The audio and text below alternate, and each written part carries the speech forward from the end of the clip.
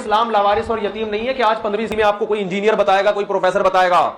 یہ وہی اسلام ہے جو محمود غزنوی کا اسلام تھا, جو ٹیپو سلطان کا اسلام تھا, جس پہ مغل بادشاہوں نے صدیوں ہندوستان پہ حکومت کی ہے, جو عالمگیر رحمت اللہ علیہ نے بر صغیر, جس میں بنگلہ دیش, برما, پشاور, کوئٹہ, یہ سارے علاقے آتے تھے اس میں, جس میں عرب کنٹریز بھی, جو خلافت عثمانیہ کا اسلام تھا, 600-700 سال, 400, یعنی اگر آپ بہت طول دینا چاہیں تو 600-700 سال بنتی ہے, اور خود سمیٹنا چاہیں تو 400 سال, 350 سال کی وہ خلافت. اس سے پہلے خلافت تھی بنو عباس کی خلافت, اس میں بھی سارے قاضی حنفی, شافعی, مالکی, حنبلی ہوا کرتے تھے. اس سے پہلے بنو امیہ کی خلافت, اس میں بھی زیادہ تر قاضی حنفی ہوا کرتے تھے.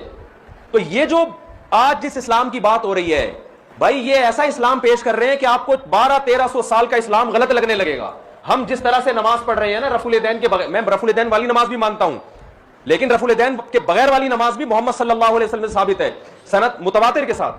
عبداللہ ابن مسعود رضی اللہ تعالیٰ عنہ بغیر رفع الیدین کے نماز پڑھتے تھے, ترمذی کی بالکل صحیح حدیث ہے, انہوں نے نبی کو ایسے پڑھتے ہوئے دیکھا. عبداللہ بن مسعود کے شاگرد علقمہ اور اسود رفع الیدین کے بغیر پڑھتے, ان کے شاگرد ابراہیم نخعی, ان کے شاگرد حماد الکوفی جو بخاری اور مسلم کے راویوں میں سے ہیں, ان کے شاگرد امام حنیفہ, اور پھر پورا کوفہ جہاں حضرت علی نے دارالخلافہ بنایا, پھر کوفہ مسلمانوں کا دارالخلافہ بنا, وہاں سے مجاہدین پوری دنیا میں جہاد کرنے گئے. حضرت عثمان کے دور میں جب عبداللہ بن مسعود کوفہ میں تھے تو حضرت عثمان کے دور میں بر صغیر میں اسلام آیا, پھر وہ پھیلتا چلا گیا, کابل فتح ہوا, پشاور میں اسلام آیا. تو وہ جو مجاہدین آئے تھے صرف تلواریں اور بم لے کے نہیں آئے تھے, وہ نمازیں لے کے بھی آئے تھے. جو نمازیں وہ پشاور میں لے کر آئے, 1000 سال سے زیادہ اسی طرح سے نماز بھی پڑھی جا رہی ہے, اسی طرح سے 20 رکعت تراویح بھی پڑھی جا رہی ہے. عورتوں کی نماز سمٹ کے آئی تھی, وہ اسی طرح سے سمٹ کے. یہ حدیث کی کتابیں تو بہت بعد میں لکھی گئی ہیں, پشاور میں اسلام حدیث کی کتابوں سے پہلے آیا ہے. تم کون سے اسلام کی بات کر رہے ہو؟ صدیوں سے وہ گھاس کھا رہے تھے وہ سارے لوگ بیٹھ کے.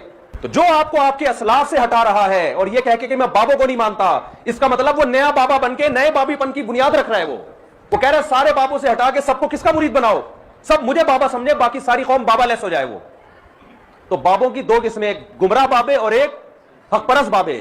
بابوں کے بغیر آپ کو اسلام سمجھ میں نہیں آ سکتا. یہ جن حدیث کی کتابوں کے آپ حوالے دے رہے ہو یہ بھی بابوں نہیں لکھی ہیں, اور بابوں کے بغیر اسلام میں تصور نہیں ہے. اس کی میں دلیل قرآن سے دوں گا. قرآن کیا کہتا ہے؟ اللہ نے امیین میں ایک پیغمبر کو بھیجا, یعلمہم الکتاب والحکمہ, یہ پیغمبر صحابہ کو کتاب سکھائیں گے اور حکمت کی باتیں یعنی حدیث کیا کریں گے؟ بتائیں گے نہیں, بلکہ بولتے کیوں نہیں, تعلیم کہتے ہیں, بتانے کو نہیں کہتے, سکھانے کو کہتے ہیں. نبی نے قرآن پیش نہیں کیا, یعرض علیہم الکتاب والحکمہ ہوتا پھر قرآن, کہ یہ نبی ان کے سامنے قرآن اور حدیث پیش کر دیں گے. نہ نہ نہ, بلکہ کیا کریں گے؟ سکھائیں گے. حالانکہ صحابہ کی زبان عربی, ان کو قرآن اخپل طریقے سے خود سے سمجھ میں نہیں آ سکتا تھا, نہ حدیث, بلکہ قرآن نے کہا یہ کس سے سیکھیں گے؟ نبی سے. اب آپ بتاؤ, صحابہ نبی کے بغیر قرآن نہیں سیکھ سکتے, تو کیا تابعین صحابہ کے بغیر یعنی جس نے نبی سے سیکھا ہو اس کے بغیر سیکھ سکتے تھے؟ تو تابعین کے بابے کون تھے؟ صحابہ. جتنے گمراہ لوگ ہیں نا آپ کو قرآن و سنت پیش کر رہے ہیں, ان سے آپ سلسلہ پوچھو کہ تم اپنا سلسلہ محمد صلی اللہ علیہ وسلم تک پہنچاؤ, الٹے لٹک جائیں گے 2-4 سے, وہ ڈائریکٹ امام بخاری تک پہنچ جائیں گے. کہہ رہے میرے بابے کون ہے؟ امام بخاری. یہ ایسا ہی ہے جیسے آپ کو کسی کے باپ کا نہ پتہ چل رہا ہو, آپ کا یار آپ کے والد صاحب کا کبھی سنا ہی نہیں کوئی تذکرہ, چلو قبر ہی دکھا دو. وہ کہے میرے والد محترم حضرت نوح علیہ السلام, کیونکہ وہ تو سب کے باپ ہیں.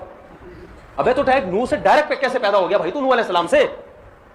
پہلے حام پیدا ہوا, یافس اور حام سام یافس ہے نا نوح علیہ السلام کے 3 بیٹے, پھر ان کے بیٹے. چلو اتنا اونچا کا نسب یاد نہیں ہوتا, 2-4 پشتوں تک تو یاد ہوتا ہے نا.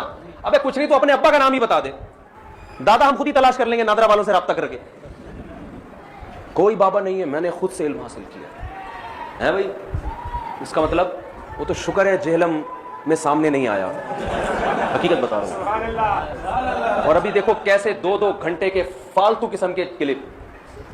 آپ ٹو دا پوائنٹ بات کیوں نہیں کرتے میرے بھائی؟ آپ بتا دیتے میں 48 گھنٹے میں کیوں نہیں آئے, یہ بات 5 منٹ میں بھی بتائی جا سکتی ہے نا.